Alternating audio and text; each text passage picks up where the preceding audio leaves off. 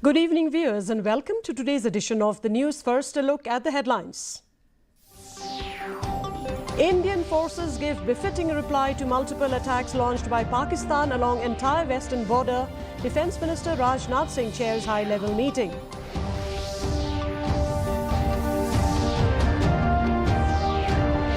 Night curfew clamped in 3 districts bordering Bangladesh to prevent infiltration of unwanted elements across border.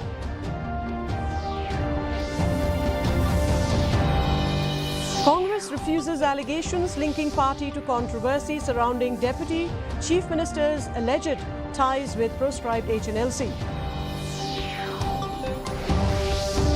Congress rejects government's invitation to be part of the all-party committee on railways. UDP and BJP express concern. And now the news in detail. Indian armed forces thwarted all attempts by Pakistan to target northern and western cities using drones and other munitions on the night of May 7th and 8th.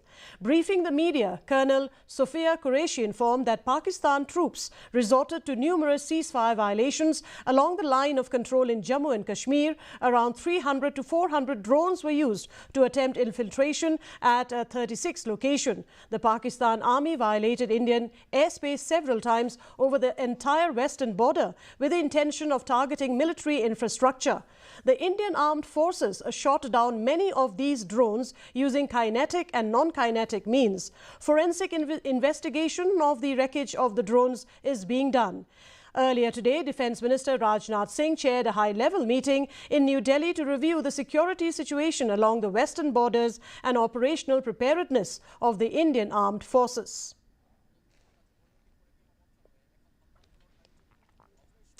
The government has asked all media channels, digital platforms and individuals to refrain from live coverage or real-time reporting of defence operations and movements of security forces.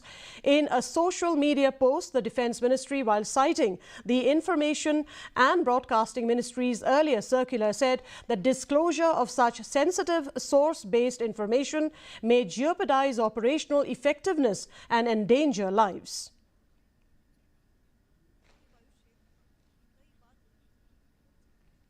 In light of the current situation in the country, 3 districts of Meghalaya, East Khasi Hills, East and West Jaintia Hills, last night imposed night curfew along the Indo-Bangladesh border to prevent movement of proscribed militant groups, smugglers and other unwanted elements across the border. Night curfew will commence from 8 p.m. to 6 a.m. up to 1 kilometer from the zero line in East Khasi Hills, up to 200 meters in West Jaintia Hills and up to 500 meters from the zero line in East Jaintia Hills. The curfew is being imposed under the Section 163 of the Bharatiya Nagarik Suraksha Sanhita or BNSS Act. American prelate Robert Francis Prevost has been elected the new Pope, becoming the first American pontiff in the history of the Catholic Church. He will take the pontifical name of Pope Leo XIV. Chicago-born 69-year-old Prevost is a member of the Augustinian Order and has served in Peru. He was appointed prefect of the Dicastery for Bishops and President of the Pontifical Commission for Latin America by Pope Francis in 2023. Meanwhile, the Meghalaya Pradesh Congress Committee has categorically rejected the allegations made by the MDA2 spokesperson and Cabinet Minister Paul Lyngdoh, reportedly linking the Congress to the controversy surrounding Deputy Chief Minister Sneo Bhalangdhar's alleged financial ties to the HNLC. MPCC Secretary Manuel Badwar said such politically charged accusations are designed to mislead the public and deflect criticism away from the ruling alliance. We categorically are saying here and vehemently saying that the attempt of the spokesperson to drag MPCC into this controversy surrounding the Deputy Chief Minister's alleged financial links with the banned HNLC is not only misleading, But we believe that it's a textbook deflection tactic. Not from a political background which is probably quite old in the playbook, which we believe should not have been done, because we stand by it saying that it's just a manipulation. The opposition Congress party declared that it would not participate in the all-party committee set up by the state government to review matters related to the proposed implementation of railway projects in the state. The party criticized the move, calling it a mere facade intended to create the illusion of collective involvement, while in reality the government is trying to shift responsibility into other decisions it is unable to make independently. Congress is the second party after the Voice of the People party to skip the all-party meeting. Why should the Congress participate in each and everything that they feel as if they can't handle on their own? It just shows their weakness. They've been given the mandate by the public at large to run the show. They should run the show on their own. And we will see if it's right or it's wrong. But to form an all-party committee, what do they mean? It's just a hogwash, just to whitewash everything else and just to show people that, look, we're trying to involve everybody. So if you want to involve everybody, then involve everybody in everything. Don't just involve in one agenda or the other, which you feel as if you're on sticky ground. That's not acceptable, right? The decision of the Congress and the VPP to skip the all-party meeting on railways has drawn concern from the UDP and the BJP. UDP Minister Paul Lyngdoh said that the committee would be the best platform to share views, counter views and neutral views. He added that efforts to bring everyone on board would fail if they refuse to participate, and we would continue to be in a state of limbo. Similarly, BJP Minister A.L. Hek has said that the decision of the Congress and the VPP refusing to be part of the committee is their respective opinion and prerogative. Don't you think that you'll have to speak the center about? I do not know what actually prompted such a reaction, because this is a highly sensitive matter that has been raised from time to time, and we thought that an all-party committee would be the best platform, because you get to hear all views, counter views, neutral views. But if this is the kind of reaction, then I do not know. It just means that this effort will fail, and we will continue to be in a state of limbo. Opinion yung UDP party kan amat only halor juga opinion juga Congress dan juga PPP dan mangi po dia nak alliance partner dapat tingin kam hikmahnya dan kendu banyak berkat halor gani ga issue. Former Education Minister and Amlarem MLA Lakman Rimboy has asked the Union Ministry of Education to intervene and resolve the ongoing crisis in Nehu, which has been prevailing for months.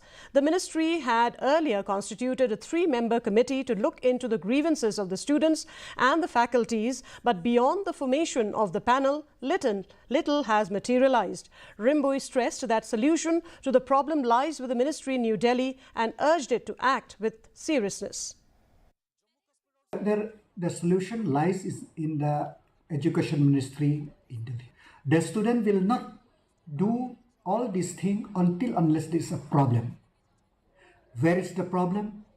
How to overcome the problem? The Union Ministry, the Union Education Ministry have to look into this seriously. Yes, we have seen that the Union government have formed the 3-member committee to go into the affairs of Nehu, but we don't know what is the report. But if this thing happen, there will be a great loss to the student of the state, to the student of the Northeast who pursue the study in Nehu. Meanwhile, Mr. Lakman Rimboy, the MLA of Amlarem, underscored the importance of balancing national security concerns with the legitimate fears of border residents and called for people-centric approach to resolving the issue. While acknowledging the government's prioritization of border fencing, Rimboy pointed out that the opposition still lingers in areas where the fencing is proposed to be set up 150 yards from the international boundary. Meghalaya shares 443-kilometer international border with Bangladesh, parts of which remain unfenced. So the apprehension of the people is that if they fence at 150 yards, so many of the road sector from Dauki to Tapur will be under fence, and some of the village also will be under fencing. So this apprehension of the people make them to oppose the fencing in that stretch. Oppose in the sense that oppose the government to fence at 150 yards. They want, if as much as possible, that if it is near the zero line, where not much loss to their land and cultivating field and all, they have no problem with that. Labang Nanghuit Pangam Raliang Area Committee has warned of moving to court if Assam and Meghalaya fail to resolve border dispute. The committee yesterday met Chief Minister Conrad Sangma to discuss the border dispute with Assam. The committee said that they have submitted all the evidence to the state government based on the ground realities. In the meeting, the Chief Minister said that the government has accorded top priority to resolve the long-pending border dispute with Assam. Regards to the land of Labang. These minute detail has been collected by us, and if talks fails, we are ready to go to court. He has given us an assurance that the matter in question is the top priority of the states, and he'll fight tooth and nail to bring back the area, the Labang Pulut dollarship, to be back in the fold of Kariu, Kosi and Kadolai.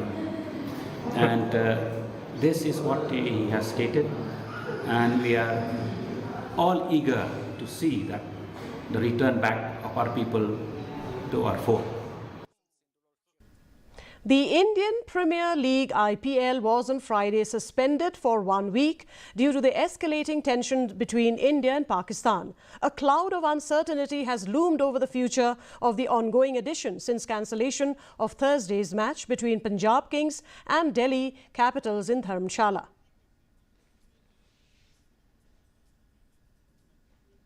The district-level inter-school athletic meet 2025 for East Khasi Hills came to a successful close at the Sai Training Centre in Shillong. The event was organised by the Office of the District Sports Officer, DSO East Khasi Hills. The athletic meet witnessed enthusiastic participation from numerous schools, with winners crowned across 3 age categories: under 14, under 16 and under 18 category. The meet not only highlighted athletic talent but also promoted camaraderie and sportsmanship among the youth of East Khasi Hills.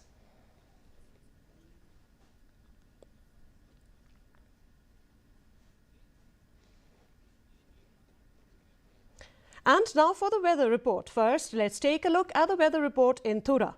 The minimum temperature was 26 degrees Celsius, with the maximum temperature being 35 degrees Celsius, the relative humidity being 41%. Moving on to Shillong, with minimum temperature recorded 17.5 degrees Celsius, maximum temperature 25.3 degrees Celsius, the relative humidity being 92%, rainfall 1.7 millimeters. Meanwhile, in Jowai, the minimum temperature recorded was 19 degrees Celsius, maximum temperature 23 degrees Celsius, relative humidity being 76%. And the forecast: dry weather is most likely in Tura, while light to moderate rain accompanied by thunderstorm is likely at a few places in Tura, Shillong and Jowai. And before we conclude, a look at the headlines once again. Indian forces give befitting reply to multiple attacks launched by Pakistan along entire western border. Defence Minister Rajnath Singh chairs high-level meeting.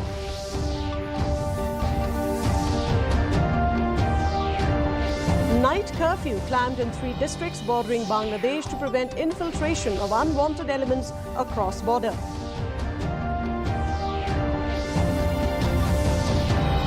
Congress refutes allegations linking party to controversy surrounding Deputy Chief Minister's alleged ties with proscribed HNLC.